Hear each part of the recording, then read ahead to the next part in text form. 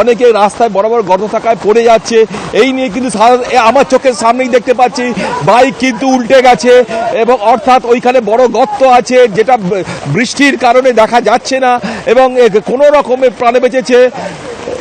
এই মুহূর্তে কিন্তু বাইক উল্টে গেছে সরাসরি দেখা যাচ্ছে এবং যে বাইকারোহী সে নেমে কিন্তু বাইকটাকে সোজা করার চেষ্টা করছে। অর্থাৎ ওই রাস্তায় ওইখানে কিন্তু বাইক পড়েছে, এখানে যে টোটো যাচ্ছে সেখানেও কিন্তু সেগুলো কিন্তু আটকে পড়ছে গর্ততে এবং একটা ভয়াবহ পরিস্থিতি। শুধু এইখানকার নয়, হাওড়া ময়দান এলাকা নয়, হাওড়া শহরে অনেক রাস্তাতে যে মূল রাস্তা আছে তাতে বড় বড় গর্ত আছে, তাতে কিন্তু বড় বিপদ ঘটছে।